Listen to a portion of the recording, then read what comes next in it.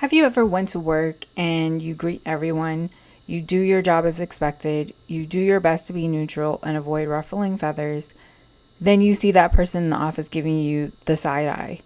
You know, that really nasty look that makes you feel uncomfortable. And this isn't someone that you did anything to. You didn't steal their parking spot. You didn't take a project of theirs or said anything nasty about them. You haven't done anything to this person.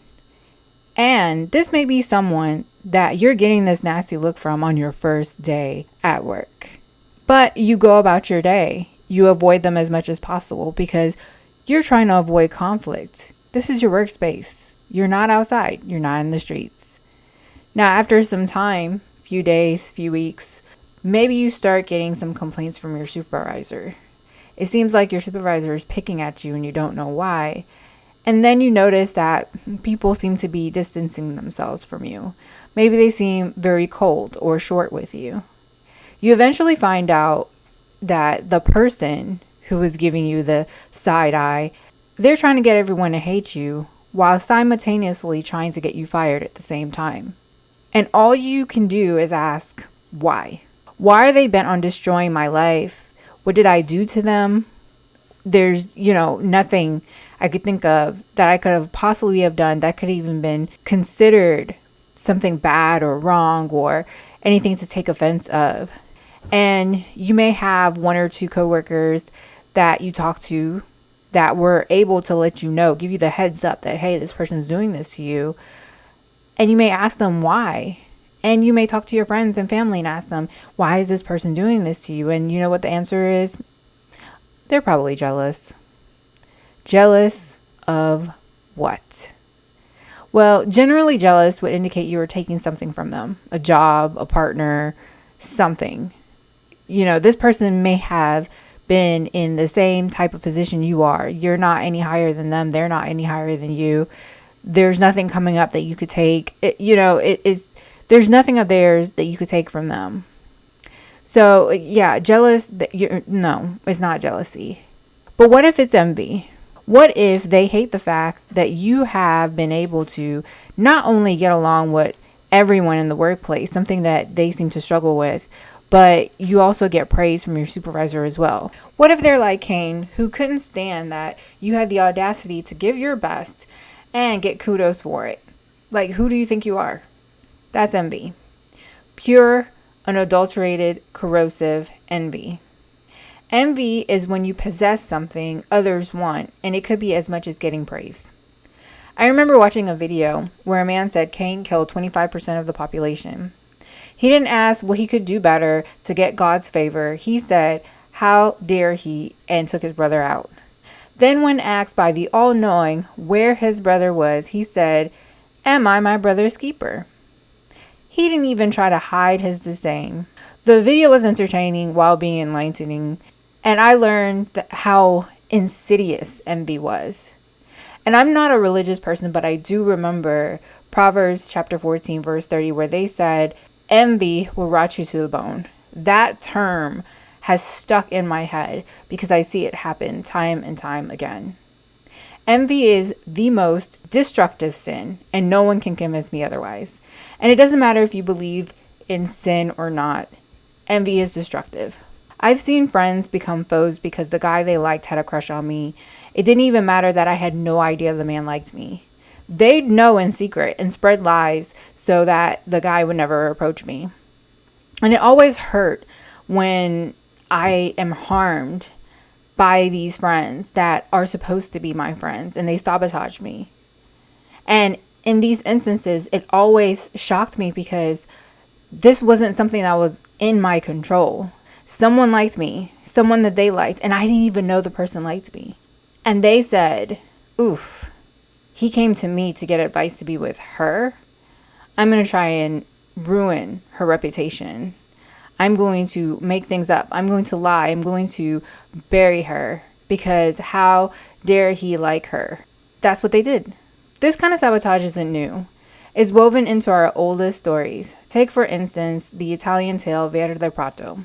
It means green meadow or green grass. In the story, a prince and a common woman fell in love. They kept the relationship secret because his mother didn't feel any woman was good enough. He knew he couldn't bring this common woman to her, so he would secretly visit his wife by running through a magical glass cave. This woman was kind and gentle, but she had two mean sisters who found out her secret and broke the glass in the cave. This caused the prince to become harmed as he ran on the shards. His body was mutilated and he was on the edge of passing on, and the royal family promised a hefty reward if anyone can bring him back to life. His secret wife, Nell, found a way to save him, winning the reward of not having to hide their love anymore. The sisters, they had an unhappy ending. The sisters' sabotage represents corrosive envy. They didn't just hate that their gentle and kind sister attracted a prince. They wanted to break her as well. The mutilation represents the cost of unchecked resentment. Nell's journey represents restoration after harm.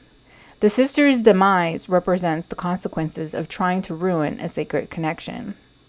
Some people are incapable of looking in a mirror and making the necessary changes within themselves to attract the things that you have. Sometimes it's not even about attraction. Some things just aren't meant for everyone. And whenever you see envious family members or friends, the best protection is distance. Unfortunately, you only have so much distance at work. Envious people don't believe in introspection. The problem isn't them, it's you. You don't deserve whatever it is they think you have. And you could be innocent and they don't care. How dare you be the object of desire for a man or woman they like? How dare you be recognized for your hard work and dedication? How dare you trigger their innate demons of insecurity and lack? That's how terrible envy is.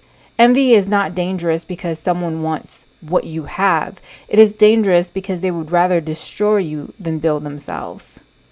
That's a spiritual violation, not desire.